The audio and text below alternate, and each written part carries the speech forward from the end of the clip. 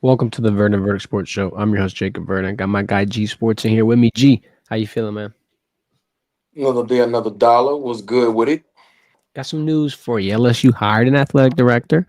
Got a trade from the Saints. Come on, man. It just keeps getting worse for New Orleans. Got college football playoff rankings.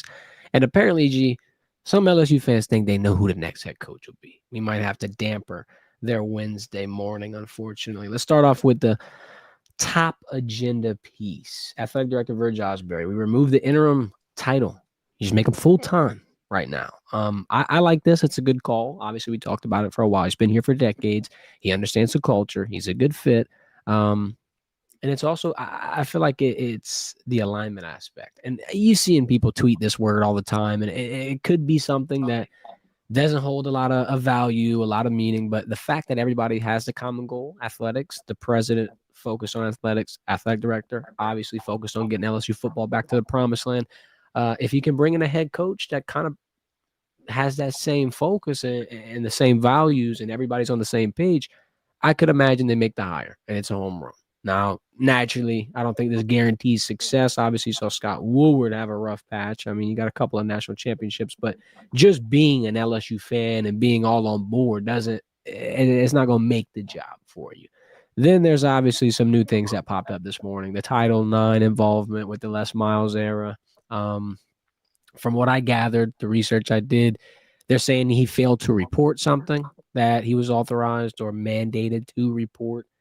And now people asked the president, Wade Roos, about it this morning, who was also named on Tuesday. I forgot to add. He said, I'll remove the interim title, then we'll assess the situation. I can't make a very good decision after being on that job for 8 hours. Another quote said, it was important for me to show stability. Verge has done a good job up until this point. I really need to dig deeper in terms of what we look like to make sure we protect that global brand. This is an interesting point now LSU is at because, like I had just opened the segment with, you had somebody that had that mark of consistency that's been here around the program for a long time. Shit, he's played for the Tigers. But then you throw this in the mix, and it just seems like another distraction, maybe another worry, if you will. I was hoping LSU would get some of this cleaned up so a guy like Lane Kiffin didn't have ammunition to shoot down the offer and the opportunity. G, what's your reaction to this athletic director hire? And do you think there's a worry with all these new things popping up this morning that maybe they reverse the decision? I don't see how you do it, but it's worth talking about. People gonna always have something to say when you have a guy that African American of a premier university like LSU. Regardless of if people want to admit it or not, when you see somebody like Verge Osbury who doesn't have the background of some of these ADs that they wanted them to go take a look at, people gonna try to find any little thing to say something negative about the hiring. I'm very familiar with the Title IX incident that happened when Les Miles was there. Being crucified by some of these people because he didn't report something. Should he have been held accountable? Yeah. But look, he dealt with that. He was suspended for a year, if I'm not mistaken. That was what, 5 years ago, 6 years ago. How long was it? It was in 2020. Yeah, it was over Yeah, 5 five, years six ago. years ago. It's water under the bridge in my mind. I think Verge probably has learned from that. And look, sometimes when things like that happen, it's deeper than what you think. Verge could have been biting a bullet for somebody. He could have been the scapegoat. You just never know what exactly happened, and so I wouldn't hold that against him. And I don't care if he was white, black, green, Asian. It don't matter. I'm not holding that against him going forward as the new athletic director of LSU. He's been involved with this university as a player and in some type of administrative role since 1991. I've talked to Verge on a number of occasions over the years. I think he's a really really good guy. I've had interactions with his sons and how he interacts with his son's friends that went to U High and kids in the community and people that was in leadership roles and personnel department at LSU. And a lot of people have a great relationship with Osbury, with the Mhm. Verge Osbury. A new Iberian native. And who understands the LSU brand and the state of Louisiana more than your own? And I think that's why it's a good hire. I think Verge has relationships. You know, a lot of people been talking about how he's not going to have to go look high and dry when you talk about people that's going to donate and give money to the school. When you talk about NIL and things like that, he's not going to have to go try to rub elbows and network. He has his network. He has the relationship. So I think you, you, you, you ahead of the game when you talk about that in retrospect. I even like the high with Wade Roos. I think I'm pronouncing his last name right. Yeah, I think so. Yeah, you know, from the Tribe Parish, right? There, graduated from South Lafourche, then went on to Nicholls State, and I know a lot of people giving him a lot of flack because they feel like he doesn't have the background or some of the other presidents that they was looking at. But what he did at McNeese, you know, in improving their enrollment, I think he improved their enrollment by 14%. You know, he has a business background. He started a company, an investment company, some years ago. And people that I know that really knows him really closely had nothing but high praises from about him, and they think he's going to be great in this leadership role at LSU. And this goes back to when we start talking about, you know, picking a group of five head coach and bringing them to a Power Five school like a LSU or Auburn or whatever, right? People try to tarnish your reputation just because you're coming from a school like McNeese, who only had an enrollment of I think the 8,000 people or something like that. Now you come into a school like LSU where it's triple times that. That doesn't mean he can't do his job at a high level. And so I think people need to understand it's about leadership qualities, right? It's about being structured and organized, and it's about relationships and do you know how to delegate? Do you know how to put things in place? And he's shown that at McNeese, regardless if it's a small school or not. And I think he up for the challenge, and I think he's going to do a good job as the president of LSU. And there's another comment that I think sticks out too when you're listening to his press conference, his introductory speech. He was talking about the fact that he wants to still focus on McNeese for how to help them in that transitional phase. He's not starting as LSU's president, but he's going to make sure the place that he leaves is in a good spot. It says a lot about the person. Some people, like let's say you're quitting a job, some people, hey, 2 weeks, that 14th day, it's over with. This guy, he's in a position where he wants to leave good roots, good foundation. Like he wants to still succeed. He's not just out of sight, out of mind. So I mean, yeah, there's a loyalty aspect in there.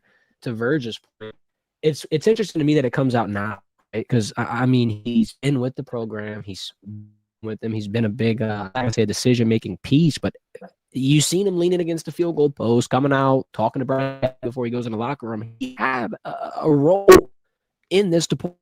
So I feel like if you were comfortable enough giving him that role, I personally don't see where the question marks and the gray area popped up all of a sudden because you had already given him the role. He already had been in this. He was the interim AD.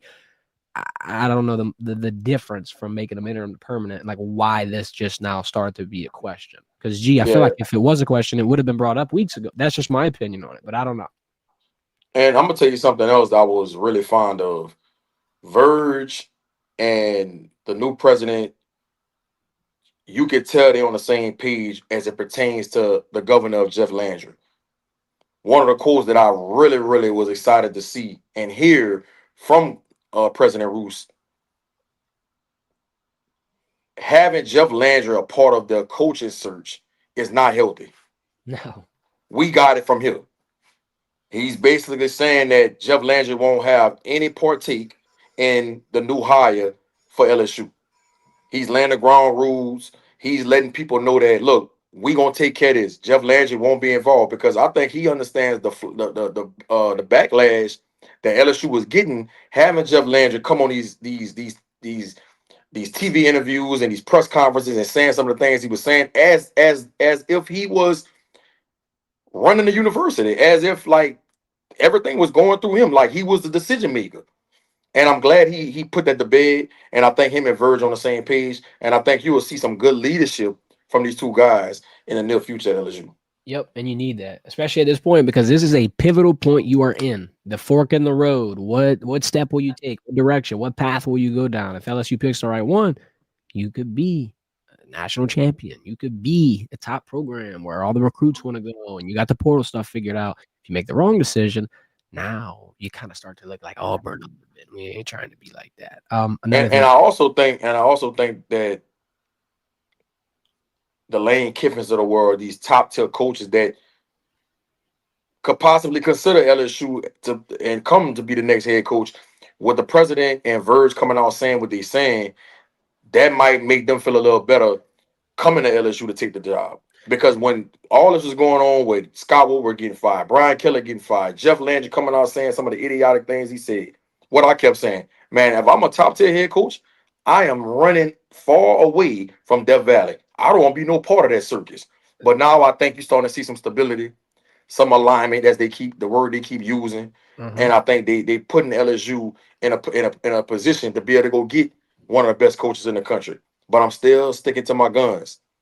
I think Frank Wilson is the person for the job if he could finish the season off the right way. Yeah, I want to add this in context to Verge and why I think this was a smart decision from athletic directing standpoint. Talking about, how you were saying you don't really need to do all the networking and this and that. I think it's a little bit easier for somebody like Verge to come out, create a direction, get everybody on board, and show them the path because he's walked the walk, talked the talk, been in the weight room, been on the field, been in the locker room. Like when you have that level of experience, there's a level of trust that just naturally is earned. It's naturally going to just be there. And I'm not trying to say that, if you make a wrong decision, people aren't going to scrutinize you. It's just more so that bringing in a new guy, in my opinion, might have been more questionable than promoting Verge because of that level of continuity and consistency. And just like everybody talks about getting back to the purple and gold that you miss, I feel like this is the right step in the direction. If you want to get back to that point, this is the guy that you're going to hire. Yeah, for Now, sure. And although I thought Scott Woodward got a raw deal and all the scrutiny that he got for giving Brian Kelly that kind of buyout in his contract, and they bringing up the contract he had with Jimbo having to buy him off for over 70 million. I still think Scott Woodward did a good job. I thought that he shouldn't have been fired. Having said all of that, Scott Woodward wasn't involved when you talk about recruiting. Scott Woodward wasn't involved when you start talking about NIL from a grand scheme of things. Scott Woodward didn't have a real relationship with the players. Verge Osbury does. yep. Verge Osbury has multiple players in that locker room that he can sit down and have a real in-depth conversation with. And I think people can't take that lightly. Anytime you have somebody in that kind of leadership role that could get the attention and have a real deep dive conversation with not only the players, but the parents and people that's involved with these kids.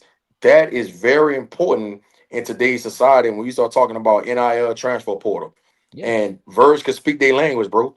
And also, man, he has two kids that has a lot of relationship. One of them plays on the team. Jaden Osbury is at Notre Dame. Austin Osbury is at LSU. True. So that played a big part into Verge having all these relationships with a lot of these top tier athletes in the state because his kids were some premier athletes coming out of U High that was heavily recruited, playing 7-on-7. Verge was around and he was able to rub elbows and build a lot of relationships with these kids and their families. Hmm. And he has catapulted that into being athletic director. I'm not saying that should be the whole reason why he got the job. I'm just saying that plays a big role when you talking about being an AD.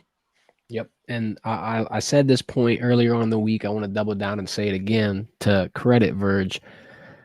Being intelligent, being smart, having the best scheme, like having everything up here, that's good. But the ability to be able to get someone to buy in on that Yep, scheme, to be able that's what to I'm saying. teach somebody the intelligence that you have, and be able Agreed. to make a message very, very simple and have everybody be attentive and take in the message. That's the key. Because I mean, being smart's fine, but you have to pour into them. You have to get them to be smart like you, or at least see the game at a fractional standpoint of what you see it in. If you have that collective buy-in, and he puts that into whoever the head coach will be, I feel like you got a very good situation on your hands. And to piggyback off of what you're saying, bro, I think that's why you see so much turnover in college football. Well, not only college football, college sports in general. Because a lot of these guys that are making these decisions, when you're talking about picking a head coach, they're looking at all the wrong things, bro. I'm not saying you shouldn't look at his track record, what he did at his previous school, his scheme, all his recruiting ability, all that matters. Mm-hmm. But some of the things that they're not taking into consideration is, does he have real relationships with the kids? Does he understand how to go in a room with rich people, middle class people, poor people, and still be able to command a room and still be able to speak their language? Yep. That matters so much in today's society, especially when you're talking about how mental health is so prevalent more than it's ever been before. So just because you might be the best X's and O's coaching, and you might have a bread and butter play on third down, that don't mean you can get this kid to understand and buy into your coaching. Right. And I think that people that's in these leadership roles have to start understanding that it has to be super important when you're picking a head coach of your football program. And not only football, but any sport in general. I find this interesting too because like when we started this transfer portal change, like this transitional phase, everybody was worried about like it going away from relationships. And I'll open this to you. It feels like almost it's doubled down the importance of it because if you can manage your relationships, now you're not spending as much money. Now there's not as much turnaround in the portal. Now the kids understand, oh shit, I can wait here. I can be developed here. There is a plan for me here. Like now, if you're able to segue both of them, you're more dangerous than anybody that's got a blank check because a blank check is good. But if you can get through to the kid, still give him resources, but also show him you're going to develop him and have him reach his potential and then get more money down the road. That's the key. And I feel like whoever balances that going forward through these next 2-3 years, it ain't gonna be dangerous. That's the And next that's dynasty. and that's what made Nick Saban so great. Everybody try to say he's a guru when it comes to defense and putting schemes together and game planning. But you know what made Nick Saban really the GOAT? It was because he understood how to touch and get into the minds of his players. Yep. He understood what got them going. He understood their whys. That's what made his teams run through a wall for him. Mm-hmm. That's what made him arguably the best college coach of all time, bro. It wasn't just the X's and O's. We could find a million coaches that's good at X's and O's Yep. and that could go recruit, but it's about being able to tap into that inner self of your players and get them to believe in you and getting them to run through a wall for you. And I think that's something that a lot of these universities got to get back to. And I think Verge, when he picks this next head coach, that's one of the main qualities he's gonna be looking for. I agree. Let's keep it on this Nick Saban topic. You just teed it up and hit the transition right off the team. All right. A lot of people are talking on Twitter about this. And I want to have like a disclaimer before we even start this conversation, G, about why one, you need to take everything with a grain of salt. Two, message boards, they're not the like trusted source of okay, this is what's happening. Gee, we could type whatever we want on a message board. I can get on LSU's message board today and say Jeremiah Gray's being offered a $10 million deal to be LSU's head coach. Now, that'd be awesome. I'd be lit. I'd hope you make me an analyst. But just because it's on a message board, don't make it true. And people are just letting these rumors grow legs and run rampant. Today, you hear Nick Saban, Nick Saban. This is a prediction market right here on my screen. It's supposedly odds based off of public talking points, I guess, on who's going to be favored to be LSU's next head coach. Obviously, Lane Kiffin is number one. This morning, G, Nick Saban climbed up to 27%. Nick Saban and Lane Kiffin, they were tied. A lot of people running around like chickens with their heads cut off. Oh my God, Nick Saban's coming back to Baton Rouge. You saw some on a message board that is private jets in Baton Rouge. I'm obviously not believing it, but I'm gonna start like losing hope in the Nick Saban train because of this. And I could be prisoner in a moment, overblowing it, whatever the case may be. I think this was a calculated move. Maybe he's still negotiating live in front of everybody's face, but the birthday video, Miss Terry bringing the cake, he's in the recliner, covered up, laying down, watching Thursday night football or Monday night football, whatever the case may be. Bro, he looks comfortable. He looks good. He looks done. I just don't see why he would take this risk. I want to see how you're feeling about this. I know you got some hope in it, but like, do you think there's any seriousness behind this, or is this just public hope?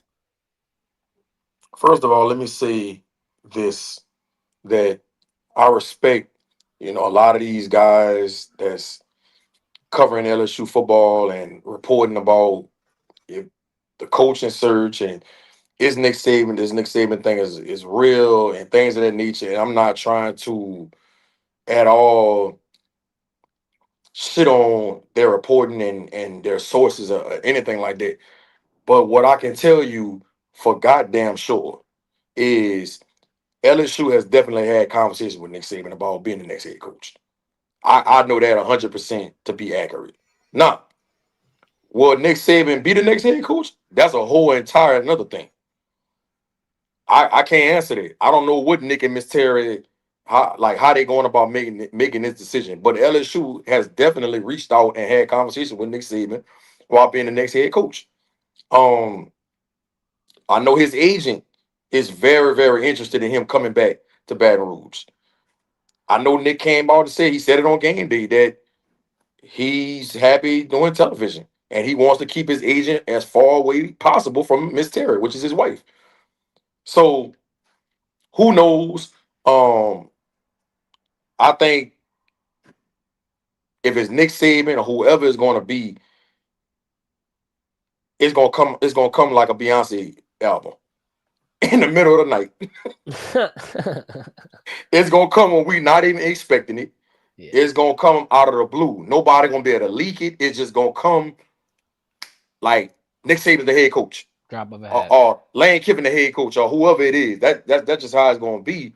I don't see nobody being able to be close to the situation to the point where they're gonna be able to say that I'm hearing that Nick Saban's gonna be the head coach. If it happens, it's gonna happen on the drop of a dime. I really I truly agree. believe that. And I agree with your point on how they had to call. You do have to do your due diligence. I do Yeah, think LSU's yeah, interested. I think the yeah. question is going to be how interested is my guy, St. Nicholas? Because he's got a pretty damn good gig. I think he's making, like, I don't want to speak out of turn, but he's making around $12 million a year to do ESPN. They're obviously flying him on private jets. He gets to do all of the football, go to the traditions, go to the games, be on the campus, see the fans. He's getting a fraction of what he misses, I'm sure. I know it ain't the same. He probably still has that itch. Uh, I don't know though. It would be such a left field pull. I guess I gotta see it to believe it The type. only and that's what I'll say to Tiger fans. The only good thing about not hiring Nick Saban is whoever you hire next, you're gonna have some longevity. If Yep. you hire Nick Saban, you had to know this was gonna only be a 3 year, maybe a 4 year window. You had to Mhm. know that, and then Yeah. you're gonna be right back in the same boat again, trying to find another head coach. In the same amount of time at that. It would be Yeah, three coaches within three coaches within like 8 years, whatever the case may yeah, be. and I know a lot of fans probably will say, well, look, if he could give us two national championships or even one in Yeah. that 3 to 4 year window, we'll take it. And look, I get it, I understand. Hey man, gotta get the win, man. Winners win. I expect it. Let me talk about this real quick before we do our college football playoff reaction. Whitney's doubtful for Saturday. This doesn't surprise me. They said he hadn't practiced all week. I want to ask you what changes, though, because we've talked about guys like Devon Keys, Tylen Singleton. They're going to be able to answer the bell, get the reps, yada, yada, yada. But for the last few weeks without Whit, against Vandy, against A&M, now potentially against Alabama, I feel like you are at risk of getting a mismatch, like getting a huge, huge, huge, huge ass whooping. I'm sorry. I'm just gonna say what it is. I feel like Ty Simpson is looking at this. This is a situation where now LSU's defense is continuously vulnerable. They got so much film on it. I think it exponentially gets worse as people have more game film on it. Now, can Blake Baker step up to the plate, throw a different look out, and stop it? Yes. I feel like that has to happen. What do you think changes? When you say does anything changes what you that pertains to How they substitute and without Whit Weeks attack the oh quarterback yeah, I and just mean try to scheme Ty Simpson because he's the most accurate quarterback in the SEC right now. 20 yeah. touchdowns, one interception. Um I think not having weeks is very, very pivotal to them being able to slow Bama's offense down. I didn't feel as strongly about it when they played Vanderbilt and even Ole Miss. But I do feel like that about Bama. And I feel like that because Kellen DeBoer does a lot of shifting. He does a lot of different variations of formations. They do a lot of things that you have to game plan for Yep. throughout the week. And Witt makes all the checks. So not having him on Saturday and you throwing somebody in like Tyler Singleton or Devon Keys who has some game time experience, but they don't have that experience that Witt has when he sees a certain formation and he knows he has to check out of it. It's like muscle memory. That could really hurt them on defense on Saturday. So I Mhm. think it's a big deal. I do think Devon Keys and Tyler Singleton are some solid players, but they're not with weeks, bro. And Nope. so Blake gonna have to be really creative. I know that he told Frank that he wanted some more realistic looks throughout the week to prepare for Bama. That might help. We'll see.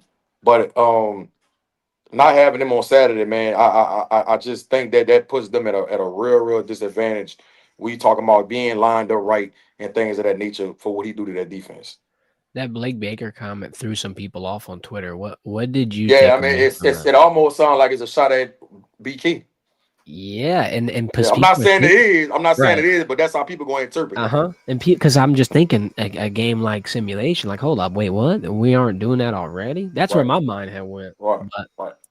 thought that was interesting. Let's talk about the college football player reactions before we get out of here. We did our rankings, we did our prediction. It was pretty spot on. Top four is what we thought. However, I got some bones to pick with the committee. I think they need to put me on the damn table. G, I'm feeling like I could solve all your issues. Everybody would be 100% pleased. I wouldn't have one person pissed off.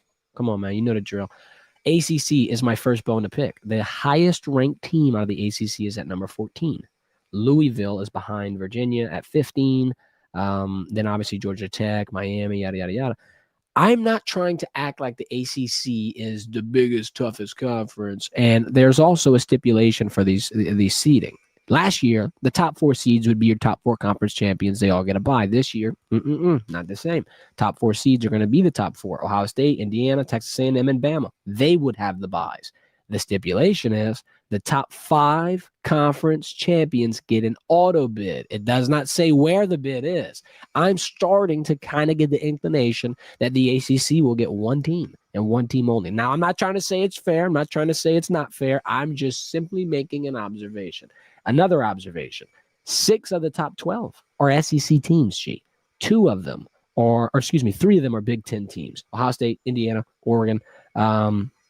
I find that a little bit interesting too, because we're sitting here wondering, like, man, is the SEC going to do the 4AQ with the Big Ten? And we were wondering, why do it? Because you might be in a spot where you will get more than 4. You don't need 4. Why put yourself in that spot? And we're seeing it play out right in front of us. Last note that I want to make here, and I'm going to give it to you.